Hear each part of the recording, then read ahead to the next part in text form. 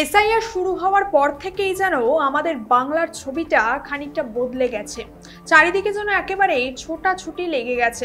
কখনো কখনো দেখা যাচ্ছে বেশ বিপুল সংখ্যক লোকজন নিজেদের তল্পিতল্পা গুটিয়ে পালানোর পথ খুঁজছেন।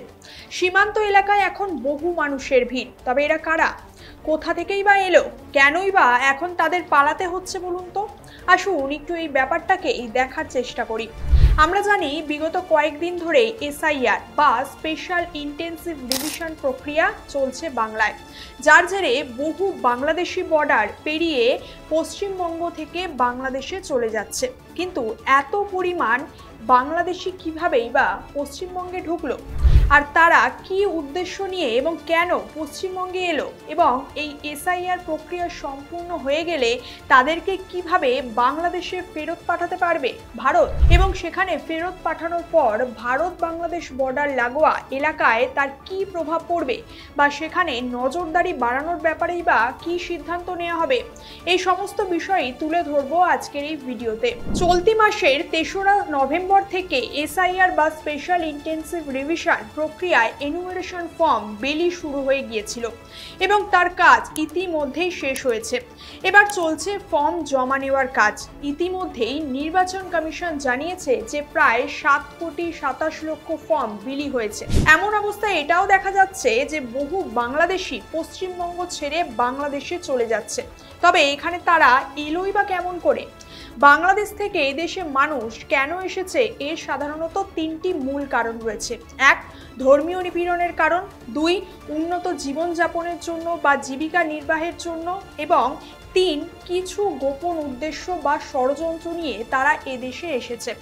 এবার আমরা জানবো এই ৩টি কারণকে ঘিরে ভারত কি কি পদক্ষেপ নিতে পারে। এর মধ্যে ১ নম্বর যে কারণটা বললাম আপনাদেরকে, ধর্মীয় নিপীড়ন, অর্থাৎ বাংলাদেশের সংখ্যালঘু যারা রয়েছেন তারা বিভিন্নভাবে সেখানে ধর্মীয় দিক থেকে নিপীড়ন বা নির্যাতনের শিকার, তাই তারা বাংলাদেশ থেকে পালিয়ে ভারতে এসে আশ্রয় নিয়েছে। তবে এবার ভারত সেক্ষেত্রে তাহলে কি করবে?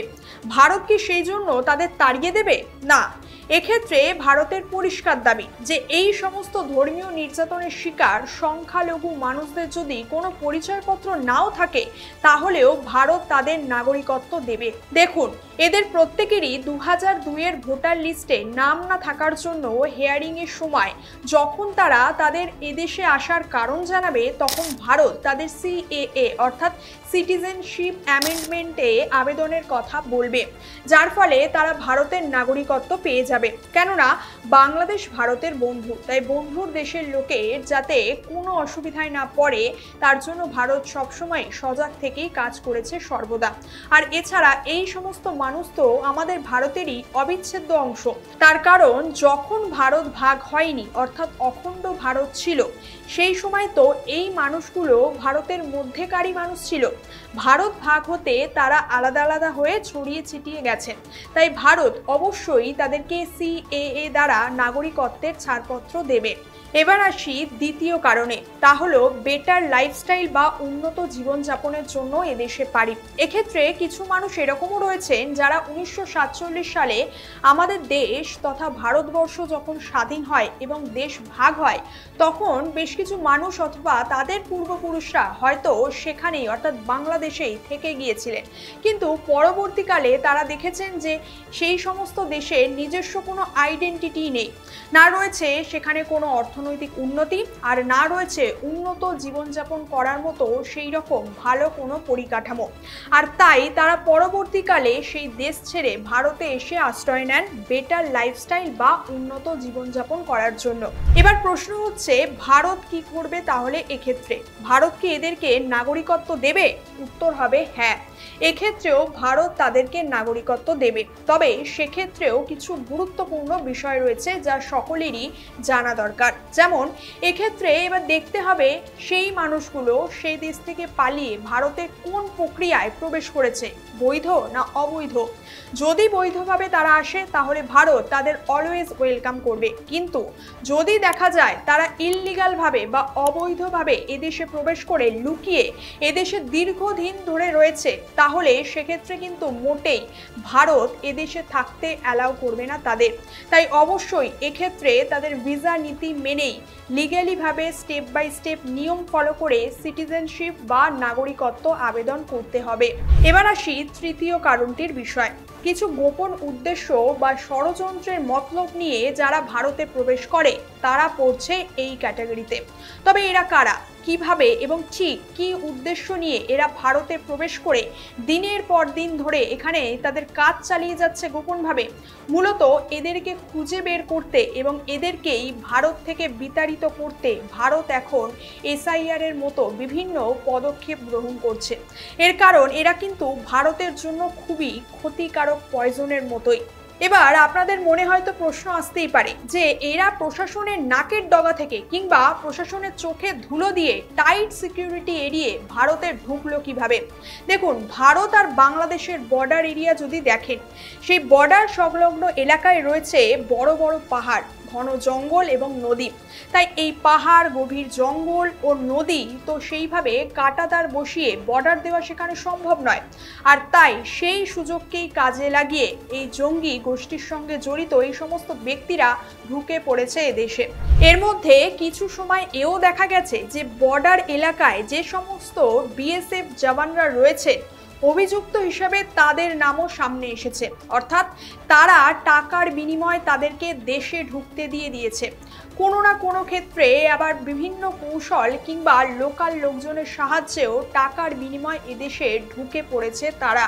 আর এদের মধ্যে এরকমও যারা রয়েছেন তারা এই দেশে যে থাকবে তাদের কাছে তো কোনো বৈধ কাগজপত্রই নেই কিংবা পরিচয়পত্র নেই। তাই তারা শুরুতে এখানে খুঁটি শক্ত করতে আগে লোকালে বিভিন্ন প্রান্তিক অঞ্চলের ইটভাটা কিংবা কারখানায় কাজ করতে ঢুকে পড়েছে। সেখানে কম মজুরিতে কাজ করে, তাই কাগজপত্র নিয়ে ইটভাটা কিংবা কারখানার মালিকও অত যাচাই বাছাই করতে চায় না তাদের ক্ষেত্রে। অন্যদিকে পুলিশও সেখানে খুব একটা তল্লাশিও চালায় না। এর ফলে দিব্যি তারা দিনের পর দিন এবং বছরের পর বছর এদেশে থেকেই যায়। এরপর দীর্ঘদিন ধরে এদেশে থেকে বিভিন্ন কায়দায় ধীরে ধীরে নিজেদের সমস্ত কাগজপত্র বার করেও ফেলে এরা। তবে এর পিছনেও রয়েছে বৈদেশিক শক্তির ষড়যন্ত্র। তবে কি সেই ষড়যন্ত্র, সেই নিয়ে বিশদে আলোচনা করব এবার। কিছু বৈদেশিক শক্তি এই প্রক্রিয়াটাকেই কাজে লাগিয়ে একটা ইকোসিস্টেম তৈরি করেছে। এই ইকোসিস্টেম অনুযায়ী আমাদের দেশের ভিতরেই দেখবেন এমন বেশ কিছু বড় বড় পেশার সঙ্গে যুক্ত লোকজন রয়েছে, যার মধ্যে ডক্টর, ইঞ্জিনিয়ার, টিচার, প্রফেসর, সংবাদ মাধ্যমের সঙ্গে যুক্ত কোনো ব্যক্তি কিংবা বুদ্ধিজীবীরাও রয়েছে। তারা দেখবেন যখনই আমাদের দেশের সিকিউরিটি এজেন্সি এই সমস্ত অবৈধ কার্যকলাপের বিরুদ্ধে কোনো না কোনো স্টেপ নিতে যায়, ঠিক তখনই এই সমস্ত লোকজনেরা এর বিরোধিতা করে সরকারের বিরুদ্ধে প্রশ্ন তোলে এবং প্রতিবাদ জানায়। এরকম অনেক উদাহরণও আপনারা দেখতেই পারবেন হামেশাই। এর মধ্যে রিসেন্ট দিল্লিতে বোম ব্লাস্টের ঘটনাটি যদি দেখেন, সেখানে মূল চক্রকারী অভিযুক্ত হিসেবে এক ডাক্তারের নামও উঠে এসেছে। এরপর দুদিন আগেই দেখা গেল কাশ্মীর টাইমস নামক এক সংবাদ পত্রিকাতে এক জার্নালিস্ট নিজেকে সেকুলার হিসেবে প্রমাণিত করতে ভারতের এগেনস্টেই কথা বলেছে আর সন্ত্রাসীদের প্রশ্রয় দিয়েছে। তাই এর থেকে এটা স্পষ্ট যে বৈদেশিক শক্তির মদতে আজও ভারতবর্ষের আনাচে কানাচে প্রচুর এরকম পয়জন রয়েছে, যাদেরকে দেশ থেকে না উৎখাত করতে পারলে ভবিষ্যতে তার সমগ্র ভারতের জন্য বড় সড় বিপদ ডেকে আনবে। অন্যদিকে যদি দেখেন যে বাংলাদেশের অবৈধ অনুপ্রবেশকারীদের কেনই বা ভারত থাকার জায়গা দেবে, সেই প্রশ্নের দিকে যদি আমরা তাকাই, কথার কথা যদি বলি, ধরুন ওই দেশ থেকে অবৈধভাবে এসে এক মহিলা অনুপ্রবেশকারী বছরের পর বছর আমাদের দেশে থাকছে। এবার এদেশে থাকার সুবাদে ধীরে ধীরে তিনি বিভিন্ন উপায়ে কাগজপত্র বার করে নিয়েছেন। এবার সরকারি বিভিন্ন প্রকল্পে সুযোগ সুবিধাও তিনি পাচ্ছেন, যেমন লক্ষ্মীর ভাণ্ডার থেকে শুরু করে বিভিন্ন ভাতাও তিনি পাচ্ছেন। তাহলে এবার ভেবে দেখুন তো, এরকম প্রচুর লোকজন রয়েছে যারা বাংলাদেশ থেকে অবৈধভাবে এসে এখানে সমস্ত প্রকল্প এবং সুযোগ সুবিধা পাচ্ছে। এবার প্রশ্ন হচ্ছে, তারা ওই দেশ থেকে অবৈধভাবে এদেশে প্রবেশ করে কেনই বা সেই সুযোগ সুযোগ সুবিধা বা প্রকল্পে টাকা পাবেন। সরকারের কোষাগার থেকে এই যে বিপুল পরিমাণ টাকা তারা পাচ্ছে, সেই টাকা যদি আমাদের দেশেরই স্বাস্থ্য এবং শিক্ষা খাতে খরচ করা হতো, তাহলে আমাদের দেশে আরও অগ্রগতি হতো। কেন আমরা আমাদের দেশের সম্পদ অবৈধ অনুপ্রবেশকারীদের পিছনে শুধুমুধু ব্যয় করব? তাই এবার এই সমস্ত কারণ সামনে রেখে বলতেই হচ্ছে যে এসআইআর এর মতো উদ্যোগ নিয়ে আমাদের ভারত সরকার একেবারেই উচিত কাজ করেছে।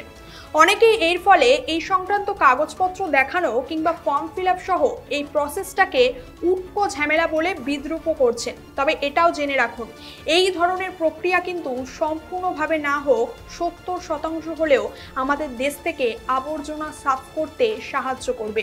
আর সেই সাথে পরবর্তীকালেও যাতে এই সমস্ত অনুপ্রবেশকারীরা অবৈধভাবে এদেশে পাড়ি দিতে না পারে, তাই অবশ্যই সেক্ষেত্রে আমাদের দেশের প্রশাসন ব্যবস্থাকেও সিকিউরিটির দিকে বিশেষ নজরদারি করতে হবে এবং সেই সাথে আমাদের দেশের মানুষকেও সমানভাবেই সজাগ থাকতে হবে, যাতে যখনই এরকম সন্দেহজনক কাউকে আশেপাশে আমরা দেখতে পাই তৎক্ষণাৎ যাতে আমরা প্রশাসনের দ্বারস্থ হই, কারণ এর সঙ্গে আমাদের দেশের সুরক্ষাও জড়িয়ে রয়েছে। আজকের আলোচনার বিষয় এখানেই শেষ করছি। এ বিষয়ে আপনার কোনো প্রশ্ন থাকলে এবং আপনার কোনো মতামত থাকলে অবশ্যই কমেন্ট করে জানাবেন। এই ধরনের বিভিন্ন তথ্য নিয়ে বিস্তারিত আলোচনার ভিডিও পেতে আমাদের চ্যানেলটিকে অবশ্যই সাবস্ক্রাইব করবেন।